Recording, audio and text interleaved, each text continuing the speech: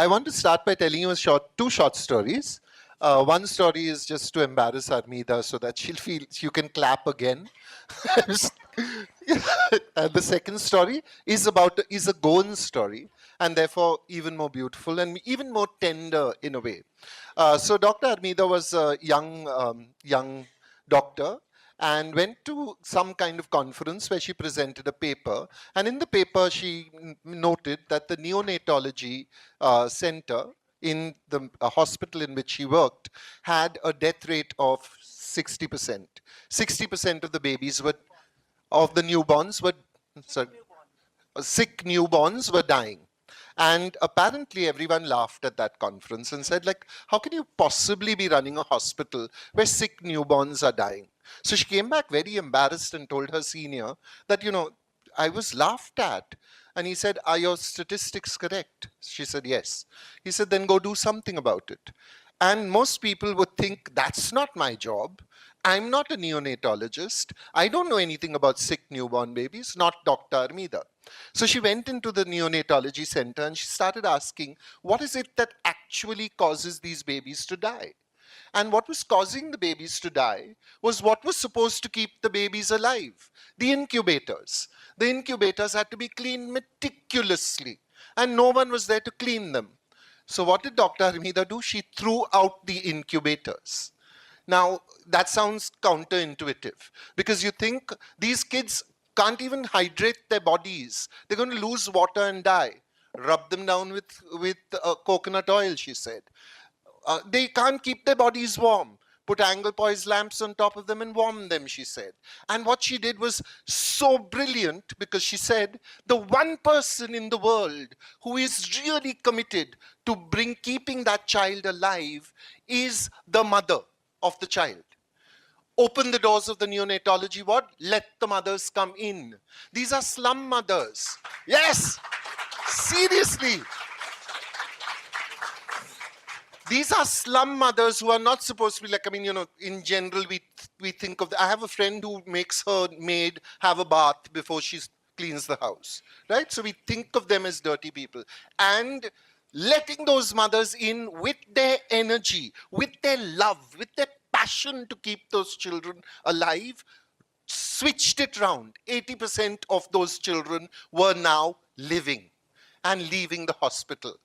You'd think that would be enough. You'd think you'd settle down and think, hey, yeah, done. But Dr. Armida noticed that they weren't coming back for checkups, for follow-ups, for getting their shots. So she said, where are they going, these children? And she was told they were going back to the slums, getting diarrhea or some other infection and dying. And so she started Sneha, where she went into the slums and started helping them with their change. And what she says so beautifully is that in order to effect that change, she could no longer be a professor. She could no longer be the dean of studies. She had to now be someone who was helping them on their terms. She couldn't lecture. She couldn't order, but she could connect. And once she started connecting, those babies began to live. And that, I think, is palliative care, where you don't see the person in front of you just as a series of numbers, just as a test, just as a disease, but you see them as a person in the full round. You see them as human beings with lives, and those lives affect their health, and their health is affects those lives. It's something that you've got to deal with. It was such an inspirational starting to the book, because she was one of the first interviews that I did, because when she lost her daughter, her only beloved daughter, to cancer, she started working in palliative care as well. It was such a beautiful beginning. I thought in some ways the whole book was going to be blessed, and it was, I believe. And I then came to Goa, and I heard, I can't sit. And there was another story that, that so touched me, because it was a story from a doctor who again looked at, not at a patient, but at a life. She saw, this is Dr. Ina in South Goa, she saw a young man coming in. The young man was brought in on a stretcher, and she told her nurses, go out and see whether some palliative care can be done. And they went out and asked the boy, he was about 28 by this time. At the age of 8, he was in the school and a sudden thunder shower burst out. Okay? And the thunder shower meant he scuttled under the stage and hid there. Okay? And the stage collapsed on him. And he broke his back, and he was now on the bed. He was bedridden. He was paraplegic, right? He's 28. 20 years he spent on that bed, doing nothing, staring up at the ceiling, because he's been told, because someone forgot to tell him, he thinks that if he moves too much, the urine tube that has been attached to him will pop out and he will die. So he's been lying still. Dr. Ina knew this was not true. She knew that it was possible for him to sit up, but he had to be convinced. He could not be told, he could not be ordered. So the first job she told her nurses and her her psychiatric social workers was, get him to sit up. Okay, and when he sat up, the next step was a wheelchair. The next step was work. The next step was adjusting to society again. The next step was coming back into life. And that is palliative care, ladies and gentlemen, in its round. Goa, you have two glorious palliative, you have palliative care in North Goa, you have palliative care in South Goa. You can take it to every village. You have the apparat, you have the comunidad, you have the panchayat, you have the say, you have the ability to talk straight, to walk into the sarpanch's house and say, where is our palliative care? Do it. Do it for yourself, because tomorrow you're going to need it. In a short while you're going to need it. It's not an old age thing. If a child of 8 gets a diabetes diagnosis, his or her life or their life changes immediately. From the next day, that child cannot go to school and take that toffee, which everybody brings for the birthday, and every happy birthday, happy birthday, happy birthday, toffees are put down. Hi, Deepika. He has to say, no, I will not take it. How is he going to do that without help? How is he going to adjust to a new life? That's what palliative care can do. And that's why we need palliative care to drill down to every single village until every person has access to it. And don't tell me it can't be done. It has been done in Kerala. Goa, you're next. And you guys, change has always come from young people. Always. Okay? So it's time for you to go to the asilo, to go to the hospitals, to go to GMC and ask questions. Where's the palliative care? Who's in charge of the palliative care? Can I have it in Fatorda? Can I have it in Ponda? Can I have it in Khosue? Wherever I need it, why do I not have it? Because it is my right. Yes. Okay, Dr. Armida, now I'd like you to tell us the arc of your work in palliative care. Where did it start? One of the wonderful things I think is that many doctors did not know about palliative care in that generation. So would you like to start with that? Thank you, Jerry. Embarrassing introduction. But yes, we are here to talk about palliative care that is also close to me, but very important for everyone. Like Jerry says, for everyone sitting here and for even the younger generation. Because when I lost my daughter, we are both doctors with medical colleges, the best of hospitals, and she died. And we saw her suffering, and we suffered with her.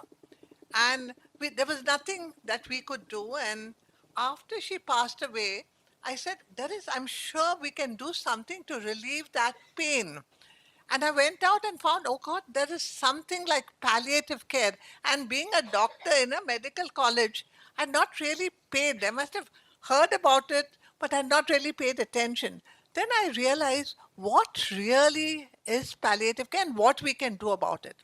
And palliative care, when you go, all of you all must have sometime gone to a doctor, you go with symptoms. I've got a cough, cold, I've got pain, a headache. So the doctor prescribes and sends you away. Even if you have a chronic disease, and most doctors, maybe Goa, they have more time, but in Bombay, they spend 5 minutes, sometimes 10 minutes, because they have so many patients to see. I don't blame them.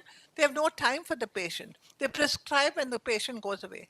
But when there is suffering, when a patient suffers, what we do in palliative care, we look at the entire picture of suffering. And suffering need not be just physical suffering. You've got pain here, pain there, that's physical. Cough, I've got diarrhea, that's his physical suffering. Yes, you can have medicines, you can treat that physical suffering. But in suffering, you also have another aspect, and that is the emotional or psychological suffering. People with chronic diseases, and in palliative care, it's not just cancer. Please remember that. Any chronic life limiting disease. So it could be cancer, it could be stroke, paralysis like Ira's patient, it could be dementia, it could be Parkinson's, it could be chronic obstructive lung disease that's becoming so common. So you're not going to die immediately, and you may live for years. But in that process of years, it's not just physical. The physical suffering is treated by doctors. You also have emotional. You get depressed. What is this I have? What is happening to me? You get angry. You get angry. And there are people who commit suicide because they can't do anything. So that's that emotional suffering that has to be addressed. And in palliative care, besides the doctor, you have a counselor that addresses the mental aspect of suffering. And then, of course, there's the third aspect of suffering, which where I work across the slums of Mumbai, most vulnerable, and that is social suffering. I remember during the COVID times, we were trying to reach morphine to patients in pain, and that patient said, "Doctor, दवा क्यों? खाने के लिए खाना नहीं." So here there are patients who don't have food to eat, one, social suffering. And in the slums, slums of Mumbai, somewhere on the top of hill and top hill, if you have stroke, you have paralysis, Parkinson's, how do you take that patient to the toilet? And remember, the slums, you don't have a whole family, and you just have one working member. That person goes to work. How does that patient go? They need diapers, they need commodes, they need crutches, they need wheelchairs like Ira gave a patient. So that's a whole, and they need sometimes just food. And that's a whole spectrum of social suffering. And finally, the spiritual suffering. I'm such a good person. I did no harm to anybody. Those thugs who are doing all sorts of things in the world, they're just having a gay time. But me, such a God-fearing good person, why has God given me this suffering? So that's the spiritual aspect. So in palliative care, we're looking at each aspect. Physical, the doctor looks after. Mental, the counselor. We have a social worker for social suffering. And finally, a spiritual leader, sometimes a social looking at. And there are physiotherapists. There are other people who come. So you have a whole spectrum of people looking at palliative care. And that's why I think it's time for us to look at a patient as a whole. And like Jerry says, which is so true, you look at the mortality rates and the morbidity rates in different states. Kerala is the best. Kerala is now a palliative state. They're doing a phenomenal job. Goa has got very good, and this is for mortality. Of course, Goa should be next. And besides, this is the popular people here from different walks of life. But the doctors, they themselves need to be convinced, because doctors say, you're there, you've got a disease, treat in the hospital, put them in hospitals, put them on ventilators, let them die.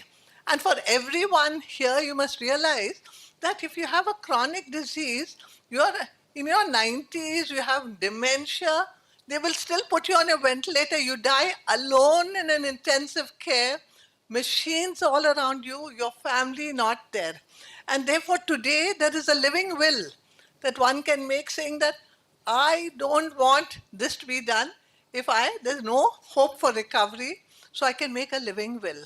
Or if you get into the hospital and you're there, no hope, you sign, I don't want ventilation. Go home. That's what we say. The best place to die is really at home with your family around you, soft music, say prayers, say whatever you want. Tell the people who are dying, I love you. Thanks for being there for me. So this can be done at death. I know people are scared of talking about death, but have death cafes. Say this is, people can die, what can you die of, and what the way we want to. So that really is palliative care, Jerry. The reason I think palliative care looks at pain like this is because it started with a woman and it started with a love story. Okay? It's a beautiful, strange love story. She was a 6 foot tall woman, very privileged. First World War breaks out and she wants to do something to help people. She wants to go out and help people, so she trains as a nurse. In the process, if you're tall, as everyone tall knows, you will have a back problem. And in turning a patient or something, she must have affected her back. So she could not be a nurse anymore, right? So then what she did was, she still wanted to help. So she became an almoner. And as an almoner, which is now a social worker, she went to a cancer hospital and found that the terminally ill patients were relegated to the end of the ward.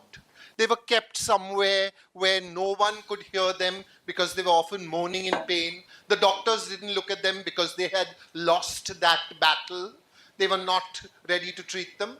And she began to go into that space. Across the sea, at the same time, Elizabeth Kubler-Ross is actually looking at dying people and starting to do her investigation into those 6 stages of death. It's just fascinating that these 2 women are operating across the pond, as it were, right? And in that ward, among the terminally ill, she meets a man who is dying. He has 6 months to live, but they fall in love.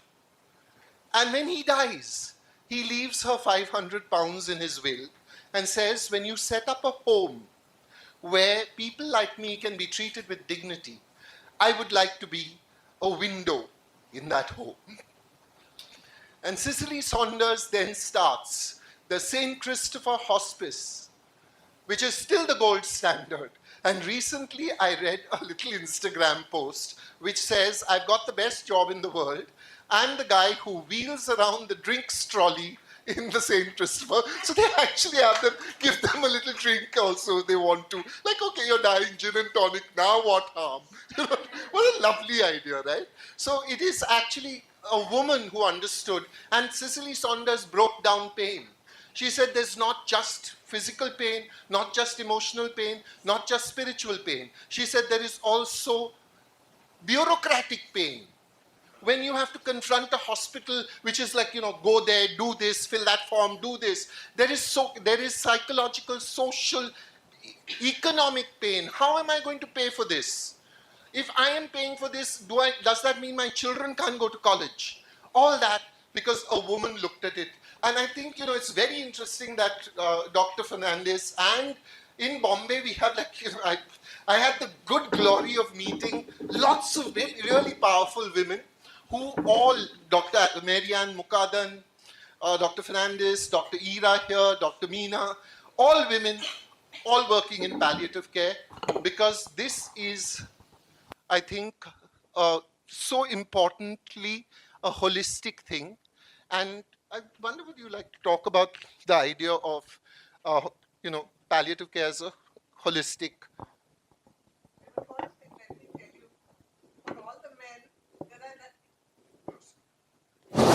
There are enough men working also in palliative care, please. So, so there are men and women, whoever cares, whoever feels, really can do. So I think there are now, you want me to talk about what's happening in Bombay? Okay, so, Ramana, there Okay, is just a moment, yeah. Dr. Fernandez. I'm passing around this pad. If you would like to receive on email the formal living will, put your name, put your email address down, and return it to me at the end of the session. I'm starting with you, if you want to. Yeah. Poor thing, she's not even thought about living.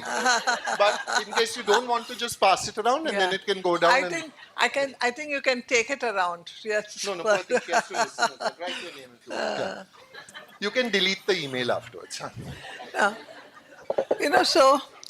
So let me tell you what happens really in most cities. One is the need is very huge, and if you say that, why aren't we doing more of palliative care? And let me tell you, I also have a soft corner for the reason in our country. In most countries over the world, the death rate of preventable diseases and other diseases, there are very few people dying of infection and other such problems.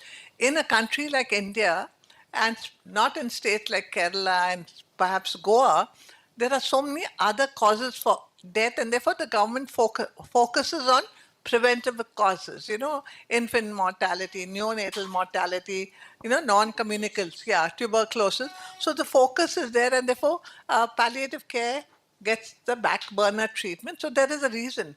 But you can do it simultaneously. So you can do it simultaneously, but it takes time.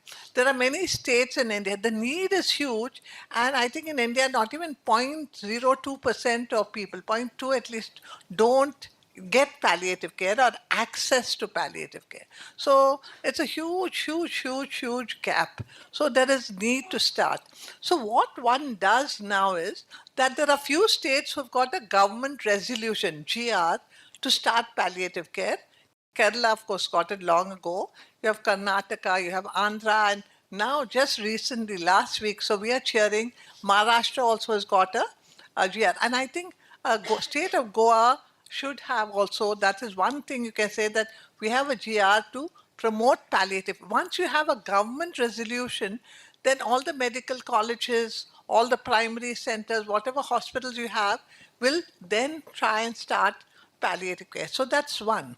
The second thing is that palliative care is a huge spectrum. And therefore, you can have outpatients. So people come to the outpatient, they are treated, but they're not prescribed and sent. They talk to the counselor. They talk to the social work. So it's a different spectrum. If they need physiotherapy, they go for physiotherapy. So you're paying extra attention to these people who need it more. So that's an outpatient. The third thing is, in a hospital, you have wards for different things, but there's no ward for palliative care. We were just discussing, I was on the phone this morning with one of my friends, and her friend is in the hospital in Bombay. She says the family decided she's got a brain hemorrhage, she's got a heart problem, she's old, and they said no treatment. But the hospital has no ward to shift the patient to. So if you keep in the ward, then patients say, oh, it's still there and you can be there with the patient. But most 99.9% of hospitals don't have a palliative care. But that's something you have all over the world. I think people all over the world have.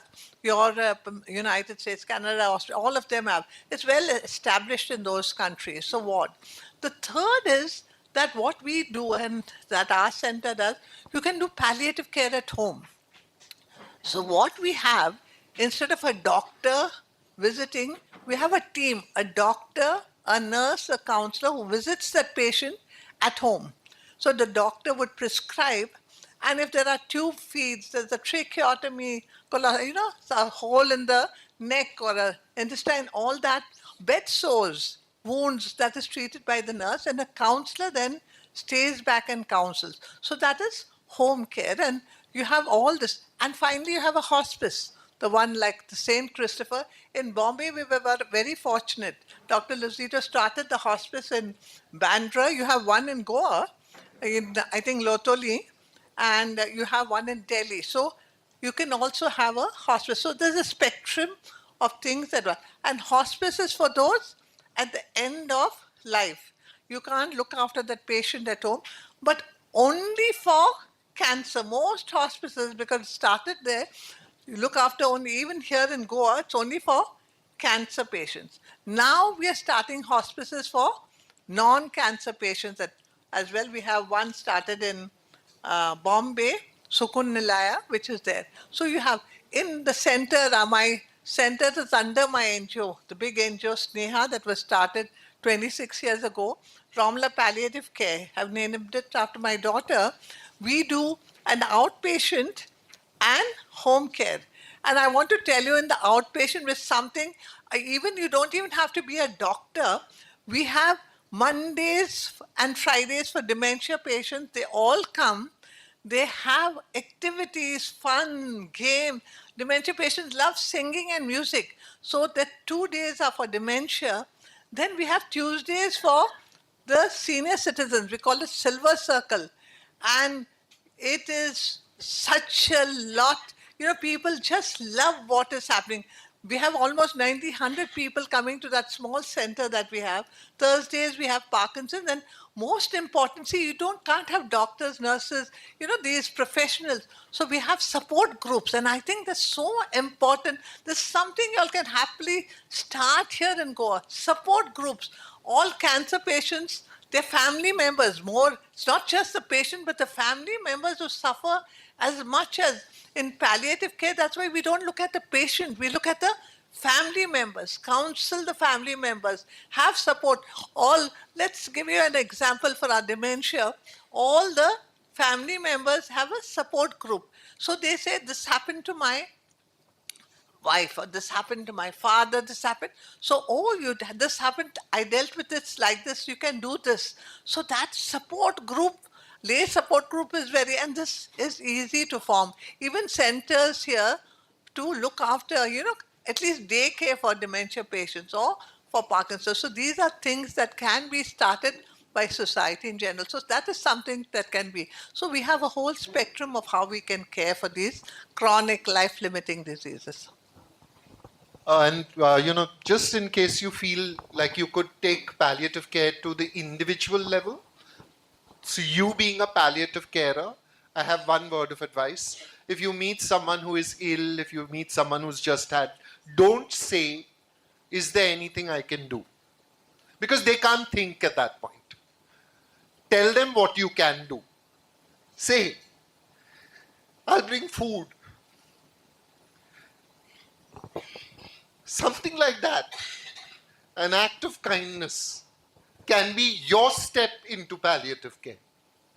You can take it down to that level, but make it a specific, possible thing that you can do. I'll look after your kids, you take mom to the hospital. I'll come and give you a meal, a non-diabetic meal on Monday. Then you are actually going in there with an agenda and with a solution. You're not offering, and if you don't feel you can do that, then please don't say, is there anything I can do? Just be quiet and witness the person's pain. Be there for that moment, be attentive to their pain, and that also is palliative care. To listen quietly and to pay attention to another human being's suffering. I want to add what Jerry says. Close. I want to add what Jerry says, that in Kerala, this is something that has been started by Dr. Raj Gopal, community palliative care. And if you go to Kerala, the shoemaker on the road, someone who's repairing watches, the priest in the church, some teacher, all of them are volunteers in palliative care, and they do just what Jerry says. You don't have to go really out of your way. It's just next door neighbor, someone on the street, and see that. Can you take them to the hospital? The children, look after the children, what they can do. So that is community palliative care. And this is, I tell people in Bombay, they say, oh my God, what good work you're doing. But I don't have time. You're in a building with so many people. Just check on the senior citizens and get them together and have some fun. You can have games for senior citizens on a Saturday evening. Or you have someone who needs help. Like you said, can I get a meal? So you don't have to go far and away from, say, your college or school. I don't have the time. You can help one small little thing. Auntie, can I buy your vegetables today for you if you can't go out? Can I do? Usually we say don't meddle with money. Old people get very confused. So other things that you can do for them Can I take you to the hospital? Can I drop you somewhere? So little things. Everybody at all age can reach out, and it all forms part of, and it is community palliative care. Before we open for questions, Dr. Fernandez, would you like to talk about collusion? What really? Collusion, the patient not being told, the family not Yes, being yes. You know what? This is very typical in India. Now you go to the hospital and they diagnose cancer. So all the relatives, don't tell my mother, don't tell my mother. They don't want the mother to know she's got cancer. And they're saying, take this treatment, take that. Mommy, don't worry, nothing is wrong, you will be all right. Now, what happens to that mother? She knows something is going wrong. She has to go to hospital so often. She has heard of cancer in the past, and she's not been told the truth, so she can't prepare what she should do in the end. And I'll tell you why the patient must know what is happening and prognosis, because there are many things that you want to do in your life. And I'll give you examples in our own thing. When the patient came to know, he said, oh, really? I need to visit this temple. I'd made a vow before I die, I'll visit. So we made sure, pain, gave them tablets, told the family what to do. He went for that pilgrimage, came back and died. There's another mother. There are other things. She had her daughter and a son had left the house, was not talking to her, not talking to the sister, and things like that. And the mother said, no, before I die, I need to meet my son. I want to make up with him and want him back. So our counselor worked for about 2-3 months to get in touch with that son, talk to the son and all. Finally, both the son and daughter were with her, and only then she held their hands and died peacefully. So, I've not talked to my brother for years. I have to talk to my brother. So that closure in your lives. So when you say don't tell them, and finally when you talk to the mother saying, oh, do you know what is happening? If the counselor says, do you know, of course I know something is going wrong and that I'm good, but my children won't tell me. So this is, I think the United States, it's the other extreme in many parts of the world. The moment a patient comes, oh, you've got this, there are, 90% of chances that you'll die in the next 2 months. So that's a bit of a, at sitting across the table first time you go, I wouldn't say that we in India are not prepared for that as yet. It's called a difficult conversation, and it's actually a very neglected part of medical studies, which is communication. How to communicate something like this in a way that will be, it is bad news. Yeah. It is bad news. You cannot change the bad news, but you can change the way you tell it. Tell them. And communication is so important because it has been proved that where doctors have good communication, the Absolutely. rage and grief that often fuels attacks on doctors when someone has died notably drops because you've been talked through the process. Absolutely. And I think this is something all medical professionals, and I think many of us in India need to know how to talk to our patients. That's what you were telling me, talk about Shankar, who's sitting here, and he's going to read. Stand up, Shankar, for a moment, just so everyone can see one more. No, you know what? I'll tell you why. Because when I was the dean of Sion Hospital, I thought one of the things we lack wholly is that our doctors and nurses don't talk kindly. It's a municipal hospital.